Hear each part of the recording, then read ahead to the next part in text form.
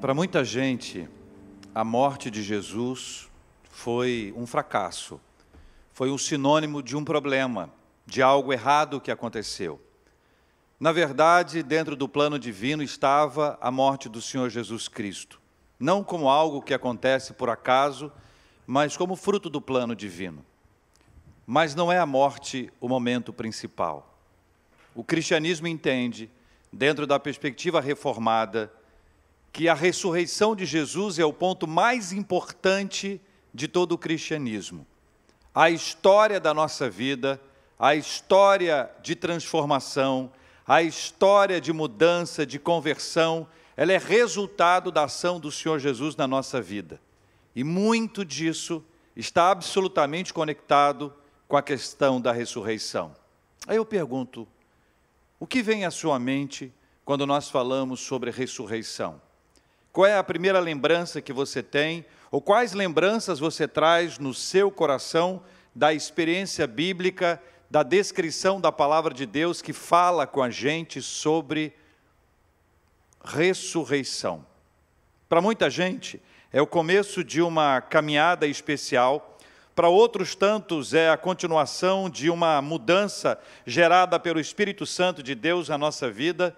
De toda sorte, quando nós pensamos em ressurreição, quando nós nos lembramos desse impacto maravilhoso da ressurreição, das transformações geradas por Deus na nossa vida, por meio do seu poder, eu pergunto a você, o que significa para você ressurreição? Quero convidar você a abrir a sua Bíblia comigo na primeira carta de Paulo aos Coríntios, capítulo 15. Primeira carta de Paulo aos Coríntios, capítulo 15. Nós vamos ler os versículos 1 e 2 inicialmente, depois vamos ler outros textos, mas inicialmente esses dois versículos da palavra de Deus. Primeira carta de Paulo aos Coríntios, capítulo 15, versículos 1 e 2. Estamos falando sobre a ressurreição do Senhor Jesus Cristo. Estamos no domingo de Páscoa, vivenciando a realidade da ressurreição do Senhor e celebrando com alegria, com gratidão, o seu sacrifício na cruz do Calvário. Toda a sua entrega, todo o seu amor demonstrado, tudo aquilo que ele fez com a intensidade e a paixão da sua vida para mostrar para nós o quanto nós somos amados por ele, o quanto nós somos preciosos para o Senhor. A ressurreição foi por amor a nós, uma manifestação do poder e do amor do nosso Deus por gente como você e eu. Primeira carta de Paulo aos Coríntios, capítulo 15, versículos 1 e 2, diz assim a palavra do nosso Deus e Pai. Irmãos, venho lembrar-vos o evangelho que vos anunciei, o qual recebestes e no qual ainda perseverais. Por ele também sois salvos, se retiverdes a palavra, tal como vô-la preguei, a menos que tenhais crido em vão. A ressurreição é o ponto mais importante do cristianismo, como disse agora há pouco. Dentro dessa nossa perspectiva reformada, nós vamos observar que Jesus é absolutamente singular, único e incomparável. Nada que aconteceu a ele pode ser, ainda que à distância, comparado a fatos que se sucederam a outras pessoas. Por isso eu quero começar afirmando a você, antes dele, por meio dele, e em nome dele, algumas pessoas que conheceram a morte voltaram a viver.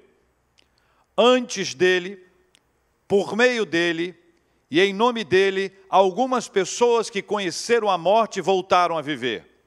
As histórias e os relatos são absolutamente impressionantes. Numa ocasião, a Bíblia conta a história de Elias, um dos profetas do nosso Deus. Isso está no Antigo Testamento, uma história preciosa que envolve uma viúva de Sarepta. Naquele tempo, o profeta Elias foi sustentado pelo Senhor por meio dos animais. E depois que essa história dos animais, os corvos que o alimentaram, essa história parou, Deus deu a ele uma ordem para que ele fosse para Sarepta. E lá ele iria encontrar uma viúva que iria alimentá-lo.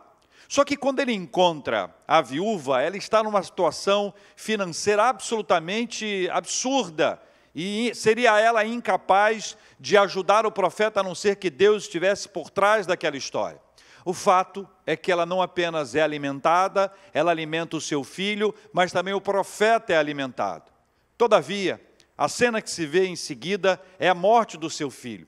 Ela fica desesperada e acredita que, na verdade, foi a presença santa do profeta, do homem de Deus, diante dela, que manifestou os pecados dela, e por causa disso o filho dela morre. A Bíblia conta uma história maravilhosa. O homem de Deus é usado pelo Senhor para que em Sarepta, um filho desta viúva volte a viver. Uma outra história ainda no Antigo Testamento, você deve conhecer com aquela que ficou conhecida e chamada de Sunamita, uma senhora que vivia na região de Sunem. E essa Sunamita acolheu o profeta em sua casa, não só o profeta Eliseu, como o seu moço, aquele que é conhecido como Geazi. E ali na casa dela, ela fez aquele que é o quarto, chamado quarto do profeta.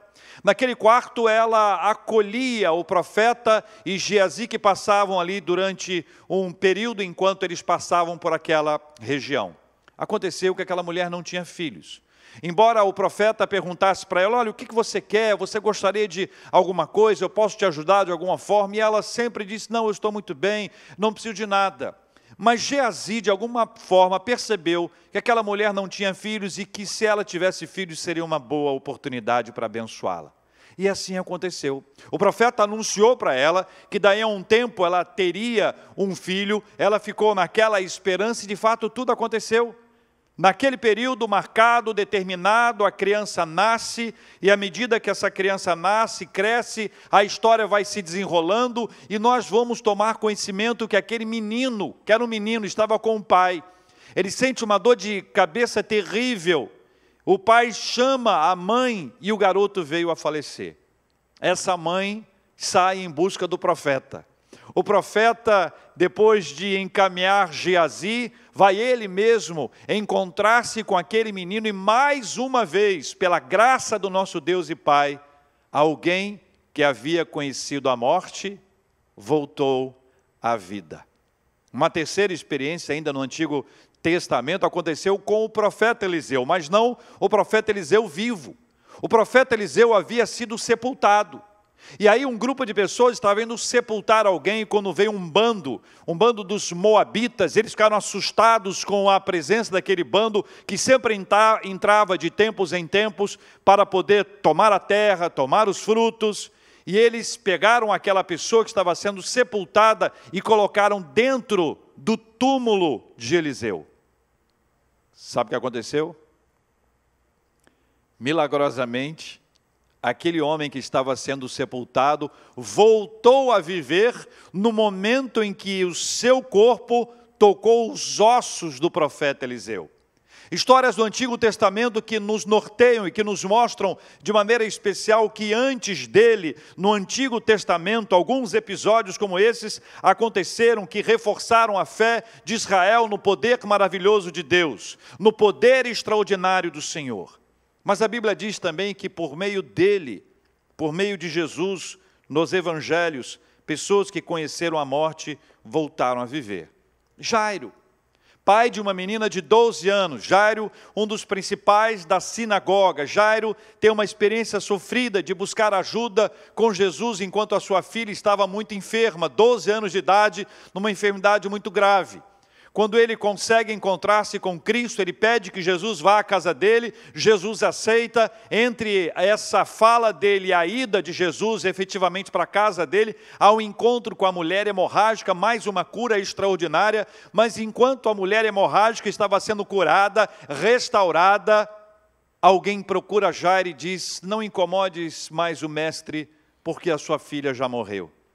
Jairo fica, como qualquer um de nós, desesperado, e o nosso semblante fala por si só. Jesus traz para ele uma frase, não temas, crê somente.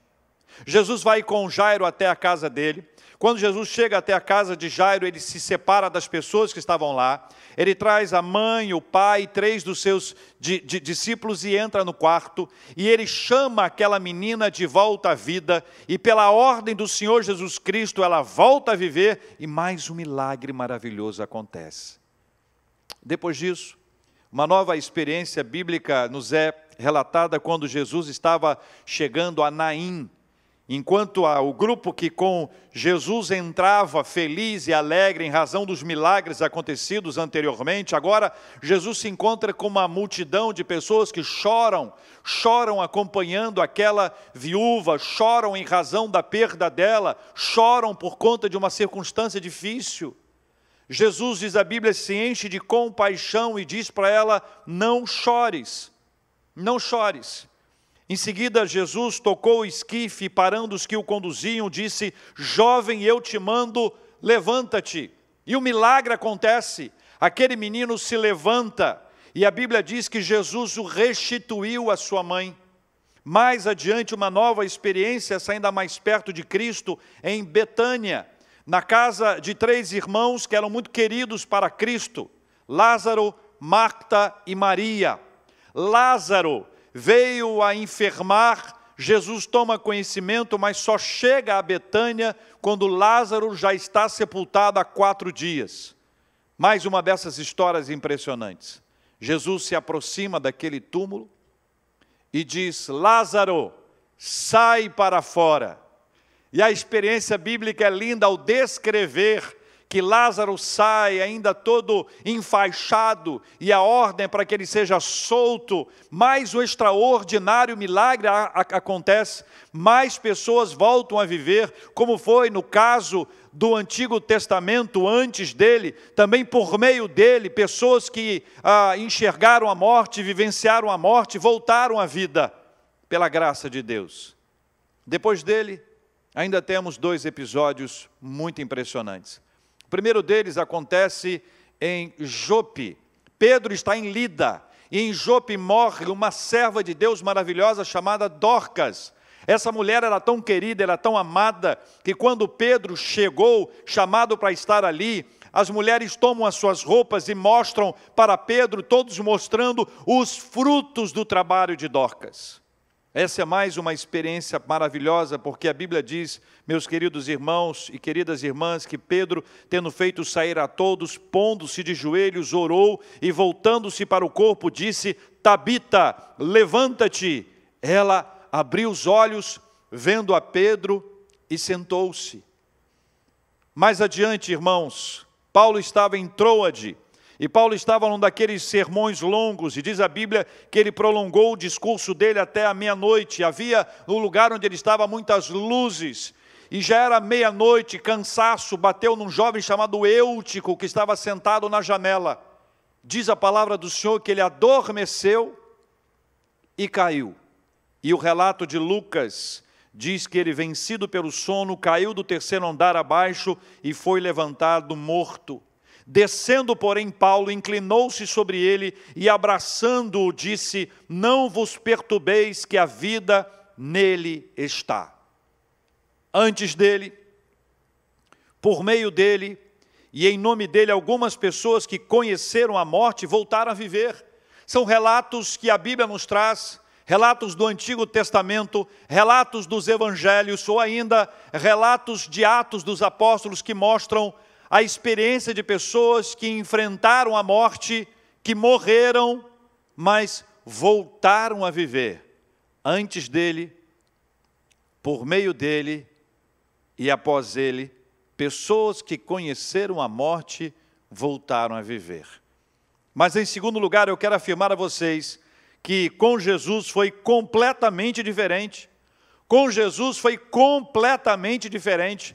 A teologia reformada nos lembra que a ressurreição de Cristo não consistiu tão somente no seu retorno à vida, dando-se a reunião do corpo e a alma, uma vez que antes dele, por meio dele, em nome dele, outros foram devolvidos à vida. Com Jesus foi completamente diferente. Jesus morreu, venceu a morte e nunca mais passou pela morte. Jesus morreu, Jesus venceu a morte e Jesus nunca mais passou pela morte.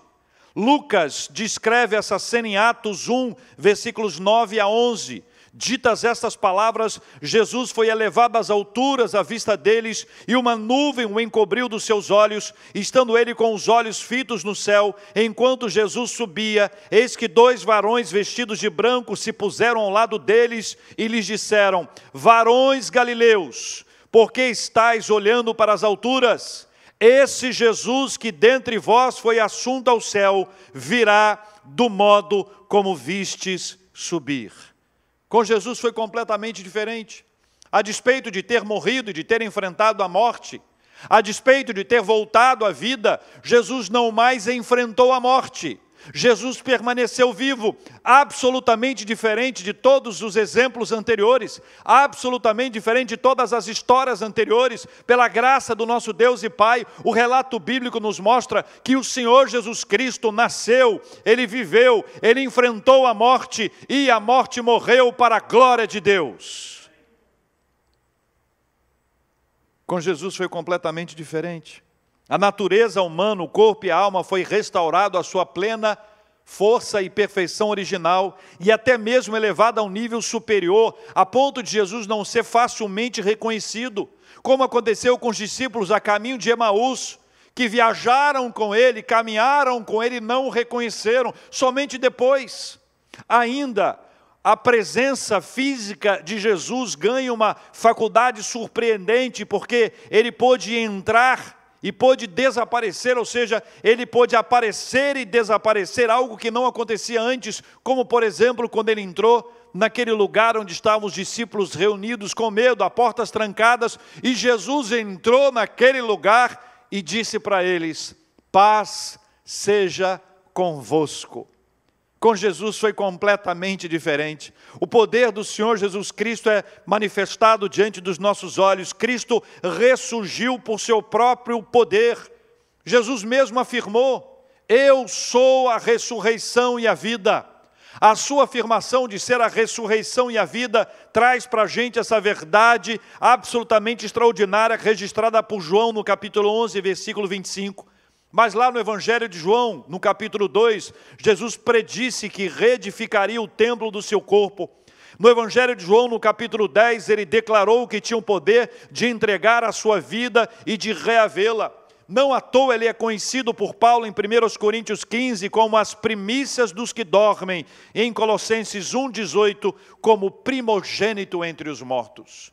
Com Jesus foi completamente diferente. Lendo os evangelhos podemos observar o poder do Senhor Jesus Cristo ao vencer a morte, ao deter a morte, ao impedir o avanço da morte, e esta vitória de Jesus sobre a morte é uma vitória aplicada à vida de cada um de nós, louvado seja o nome do Senhor. Há um teólogo que nós gostamos muito na Igreja Reformada, o teólogo Luiz Berkoff. Ele escreve que a ressurreição de Cristo aponta para 3 importantes direções. Primeiro, constituiu uma declaração do Pai de que o último inimigo tinha sido vencido, a pena tinha sido cumprida e tinha sido satisfeita a condição em que a vida fora prometida. Segundo, foi um símbolo daquilo que estava destinado a suceder aos membros do corpo místico de Cristo, em sua justificação, em seu nascimento espiritual e em sua bendita ressurreição futura. Relacionou-se também instrumentalmente com a justificação, a regeneração e a ressurreição final dos crentes. A ressurreição de Cristo, continua ele, é a prova culminante de que Jesus foi um mestre enviado por Deus. É a prova culminante de que Jesus foi um mestre enviado por Deus. É a prova culminante de que Jesus é o verdadeiro Deus, que Jesus é Filho de Deus. Atesta a sua imortalidade. É um elemento constitutivo da própria essência da obra da redenção e, portanto, do Evangelho. E ainda aponta que a obra expiatória de Cristo não termina na morte, mas na vida, e nela nós somos vivificados. Com Jesus foi completamente diferente. Antes dele, por meio dele e após ele, pessoas que conheceram a morte voltaram a viver e voltaram a morrer. Com Jesus foi completamente diferente. A manifestação é do seu poder, da sua glória. É uma manifestação extraordinária do poder de Deus que nos faz perceber o quanto Cristo traz para a nossa vida esse impacto da sua ressurreição, a transformação de toda a história da humanidade a partir da sua vitória sobre a morte. Jesus está vivo, louvado seja o nome do Senhor. Em terceiro e último lugar, quero trazer a você a seguinte lembrança: a ressurreição de Jesus ocupa o lugar central e mais importante na proclamação das boas novas. A ressurreição de Jesus ocupa o lugar central e mais importante na proclamação das boas novas. O clímax dos evangelhos está na descrição da ressurreição de Jesus. Em todo o Novo Testamento, a ressurreição é vista como ponto decisivo da vida de Jesus e na história da redenção do mundo. Paulo, inspirado pelo Espírito Santo, nesse texto que nós lemos inicialmente, 1 Coríntios capítulo 15, nos faz saber de alguns pontos fundamentais num texto valioso a respeito da ressurreição. Veja que ele começa, versículos 1 e 2, nos apontando que ele vai trazer para nós uma lembrança de algo que ele já anunciou. Nos versículos 3 a 8, ele apresenta as testemunhas oculares da ressurreição de Jesus Cristo. Você sabe muito bem disso, os evangelhos relatam que quando Jesus ressuscitou, os guardas chegaram esbaforidos contando o que aconteceu. Seus superiores religiosos determinaram, a preço de suborno, que eles nada contassem a respeito da verdade, mas criaram uma mentira, criaram uma fake news, e esta fake news foi distribuída, foi espalhada durante aquele tempo.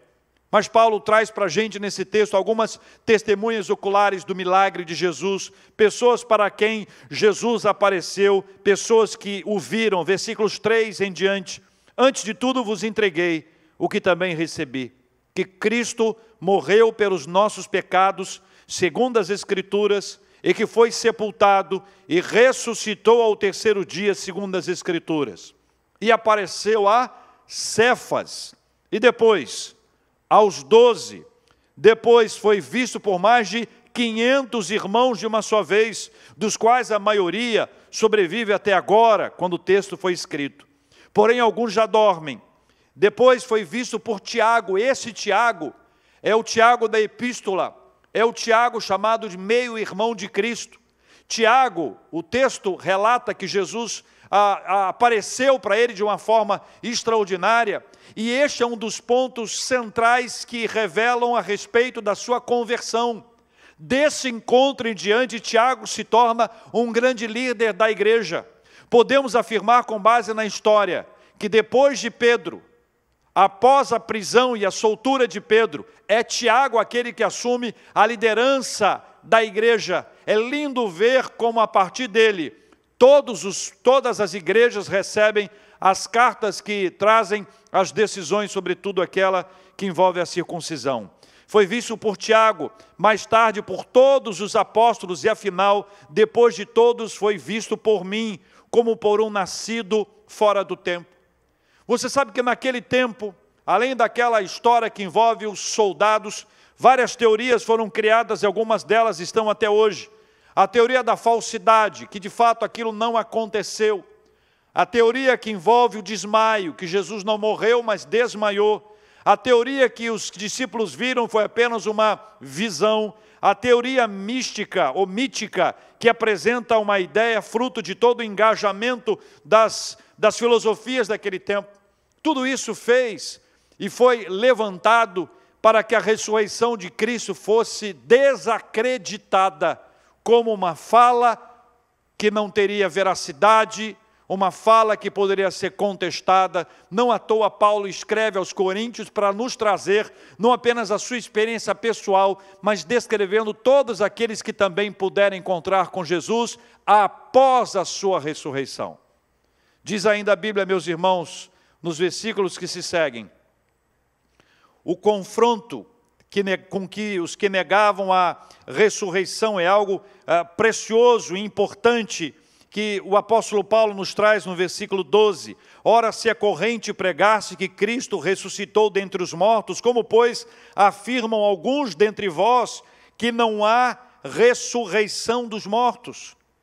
Porque se os mortos não ressuscitam, diz o versículo 16 e 17, também Cristo não ressuscitou. E se Cristo não ressuscitou, é vã a vossa fé, e ainda permaneceis nos vossos pecados. Paulo levanta uma questão para poder discutir com aqueles de Corinto a respeito do milagre da ressurreição de Jesus Cristo, da volta à vida. Ele fala daqueles que foram testemunhas, daqueles que acompanharam, mas agora ele começa a tratar a respeito daqueles que negavam não apenas a ressurreição de Cristo, mas a possibilidade de ressurreição. Jesus mesmo se deparou com essa realidade quando ele se encontrou com os saduceus. Os saduceus eram um tipo de grupo religioso, bem conectado à elite e com grandes alianças políticas com os romanos. Inclusive, eles têm uma aliança com os herodianos. Jesus vai falar depois sobre o fermento, esse tipo de fermento perigoso e complicado, essa associação daqueles que se uniam contra ele. Nesse caso, especificamente, eles contam uma história impressionante lá no Evangelho de Mateus, capítulo 22. Eles dizem assim: mestre, Moisés disse, se alguém morrer não tendo filhos, seu irmão casará com a viúva e suscitará descendência ao falecido. Aí eles contam a seguinte história. Ora, havia entre nós 7 irmãos. O primeiro, tendo casado, morreu e não teve descendência. O segundo casou com esta que era a esposa do seu irmão para dar filhos. Morreu. O terceiro morreu. O quarto, você já entendeu? Todos morreram. Na história que eles contam. Eles perguntam para Cristo, na ressurreição, ela vai estar casada com quem? Com o primeiro, com o segundo, com o terceiro, com o quarto, com o quinto? E Jesus traz para eles uma resposta que eu quero compartilhar com vocês. Errais, não conhecendo as Escrituras nem o poder de Deus. Porque na ressurreição, nem casam, nem se dão em casamento. São, porém, como os anjos do céu. E quanto à ressurreição dos mortos, não tendes lido o que Deus vos declarou? Eu sou o Deus de Abraão, o Deus de Isaque e o Deus de Jacó. Ele não é Deus de mortos, e sim Deus de vivos. É por isso que a ressurreição é tão importante. A ressurreição traz para a gente essa lembrança. É a lembrança de Jesus que ressuscitou e que venceu a morte. Nosso Deus não é Deus de mortos, é Deus de vivos. Aponta para a nossa própria ressurreição, quando pela graça do Senhor, depois de nós enfrentarmos a morte, seremos pelo Senhor ressuscitados no tempo de Deus, na hora de Deus, para vivermos uma eternidade na presença do Senhor. Mas no versículo 19, Paulo escrevendo, traz para a gente uma lembrança extraordinária. Porque existe um problema grave quando nós negamos a ressurreição, ou ainda que nós não negarmos a ressurreição, ou se não negarmos a ressurreição, mas não levarmos em consideração a ressurreição como algo importante para nós, sabe o que vai acontecer? A nossa esperança estará apenas nesta vida. 1 Coríntios capítulo 15, versículo 19. Vou te ensinar um jeito de você nunca mais esquecer o endereço desse versículo. 1 Coríntios capítulo 15, versículo 19. É só lembrar de quê? 1519. Certa resposta. Se a nossa esperança em Cristo se limita apenas a esta vida, somos os mais infelizes de todos os homens. A ressurreição de Jesus nos tira da infelicidade. A ressurreição de Jesus nos leva a ver além desse tempo. A ressurreição de Jesus Cristo tira os nossos olhos apenas daquilo que nós podemos ver. Se a nossa esperança em Cristo se limita apenas a esta vida, somos os mais infelizes.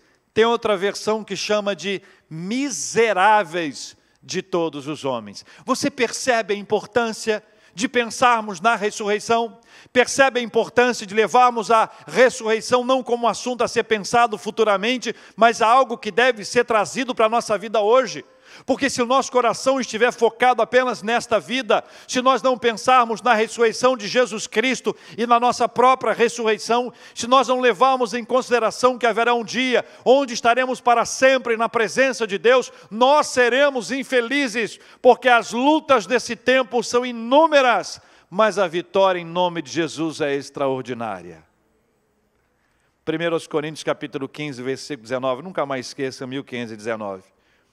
Versículo 53 em diante, terminando o texto bíblico, e essa nossa fala, diz assim: porque é necessário que este corpo corruptível se revista da incorruptibilidade, e que o corpo mortal se revista da imortalidade. E quando este corpo corruptível se revestir da incorruptibilidade, e o que é mortal se revestir da imortalidade, então se cumprirá a palavra que está escrita. Vou ler a palavra que está escrita. Mas veja bem, Jesus tem a mudança do seu corpo, como nós vimos, e Paulo registra que nós também passaremos por essa mudança. Primeiro, esse corpo corruptível, esse corpo que dói, esse corpo que sente os problemas da idade, esse corpo que vai para a decadência, esse corpo será transformado num corpo incorruptível. Esse corpo mortal será transformado num corpo imortal. Esta é a declaração da palavra de Deus para o coração da gente. Vem a frase, e com esta frase eu quero encerrar e quero convidar você para a oração. Diz a palavra do Senhor: tragada foi a morte pela vitória. Onde está, ó morte, a tua vitória? Onde está, ó morte, o teu aguilhão? O aguilhão da morte é o pecado, e a força do pecado é a lei. Graças a Deus que nos dá a vitória por intermédio do nosso Senhor Jesus Cristo. Portanto, meus amados irmãos, sede firmes e inabaláveis, sempre abundantes na obra do Senhor, sabendo que no Senhor o vosso trabalho não é vão. A trajetória não é fácil para nenhum de nós. Todas as nossas histórias têm episódios sofridos, difíceis, tristes. Tem histórias das quais nós nos envergonhamos e que nós gostaríamos que nada disso tivesse acontecido. Todavia, eu quero lembrar a você, a ressurreição é o ponto mais alto. A ressurreição nos aponta para todas essas verdades até aqui expostas. A ressurreição, ela foi testemunhada, todas aquelas testemunhas oculares registradas pelo apóstolo Paulo, pessoas que puderam se encontrar com Jesus, se encontraram com Jesus ressurreto. Louvado seja o nome do Senhor. O próprio Senhor Jesus Cristo, conversando com os saduceus, falou a respeito da ressurreição. Paulo vai dialogando com os leitores daquele tempo e com a gente hoje também. Para aqueles que não acreditam na ressurreição, se não crê na ressurreição, a sua fé é vã. Ressurreição. Essa é a base da nossa fé. Se a nossa esperança em Cristo estiver limitada apenas a esta vida, somos os mais miseráveis de todos os homens. A ressurreição revela, pela graça de Deus, que o nosso corpo corruptível será transformado num corpo incorruptível, que o nosso corpo mortal será transformado em imortal. Há um milagre do Senhor. A morte não terá vitória mais sobre a nossa vida. Onde está, ó morte, a tua vitória? Onde está, ó morte, o teu aguilhão? O Senhor Jesus Cristo venceu a morte. Ele vivo está. Jesus está vivo. Ressurreição. Jesus venceu a morte e a sua morte trouxe vida a todos nós. Ressurreição. A morte perdeu a batalha, Jesus venceu. Ressurreição, um dia estaremos todos juntos, para sempre, na presença do Senhor. Na presença do Senhor Todo-Poderoso, nós estaremos. Sabe por quê? Porque Jesus está vivo. Ele é Deus de vivos e não de mortos. A ressurreição de Jesus, ela foi precedida por pessoas que voltaram à vida. Mas elas voltaram à vida depois de terem experimentado a morte e voltaram a morrer. Com Jesus foi completamente diferente. É tão bom lembrar da ressurreição. É tão bom caminhar na palavra, trazer a teologia para estar na conversa com a gente, reforçando essa ideia fundamental de que a ressurreição é o ponto alto do cristianismo. Porque se naquela cruz o Senhor Jesus tivesse morrido e a história tivesse se encerrado ali, ele seria um líder religioso, como tantos outros que existem, e que a história relata que fizeram um trabalho extraordinário dentro da perspectiva de cada um deles, mas que ao enfrentarem a morte, foram sepultados. E nada mais aconteceu. Com o Senhor Jesus Cristo não foi assim. Ele enfrentou a morte, ele foi sepultado, mas ao terceiro dia, no domingo pela manhã cedinho, quando foram procurar o seu corpo, ele não estava mais lá. Jesus ressuscitou. E eu quero orar com você, e quero pedir ao Senhor que traga ao seu coração e à sua mente essa verdade bíblica, teológica, saudável, essa palavra do Senhor que traz à nossa vida uma alegria, uma esperança sem igual, essa palavra do Senhor que enche o nosso coração de celebração, essa palavra do Senhor que mudou para sempre a história da humanidade, essa palavra do Senhor para mudar a sua história, em nome de Jesus. Vamos orar. Deus amado, em nome de Jesus, a história da humanidade foi transformada por causa do Senhor Jesus Cristo. O seu poder maravilhoso se manifestou, e diante de tantas pessoas com quem ele esteve, as lembranças da sua fala, o encontro com Jesus, a experiência de Tomé, quantos incrédulos passaram a crer e a proclamar, e a se envolver, e a se engajar, e a se comprometer com a pregação da palavra viva do Senhor Jesus Cristo, como palavra que chega ao coração da gente hoje, para lembrar que o nosso tempo aqui é limitado, o nosso tempo aqui é marcado pela finitude, mas o tempo com Jesus, a partir da ressurreição, nós olhamos para o céu e lembramos da eternidade, lembramos da transformação do nosso corpo, lembramos da história nova que vai acontecer, quando estaremos para sempre na presença do Senhor.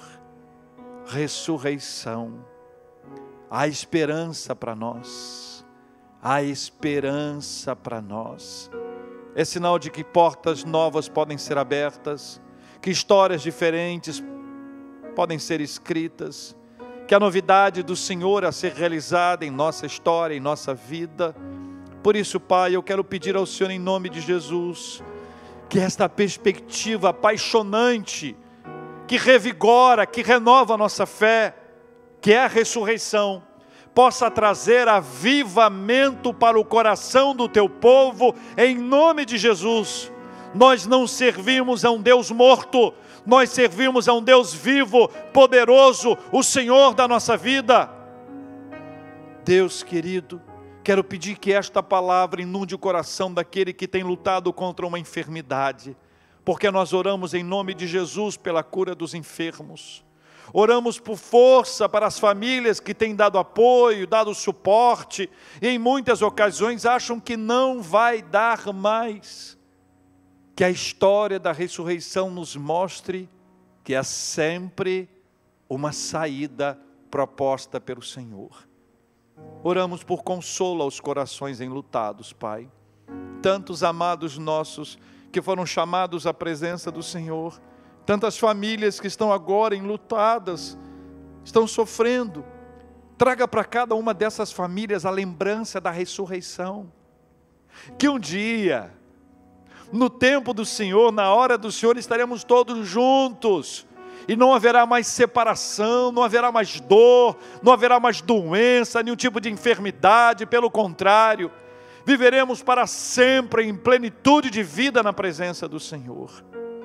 Pai, abençoa as nossas famílias, para que dentro dos nossos lares, a verdade da ressurreição seja celebrada, que dentro do nosso trabalho, dos nossos estudos, dentro das nossas igrejas, haja sempre a lembrança: Jesus está vivo.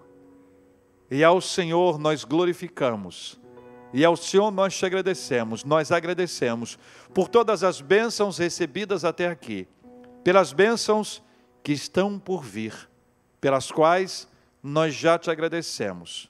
Se elas demorarem a chegar, o Senhor vai nos dar a paz e a paciência. E se elas não chegarem, o nosso coração será inundado por aquilo que Paulo chama de paz de Deus que excede a todo entendimento. Oramos crendo, agradecendo e confiando no Senhor, em nome de Jesus. Amém. Jesus está vivo.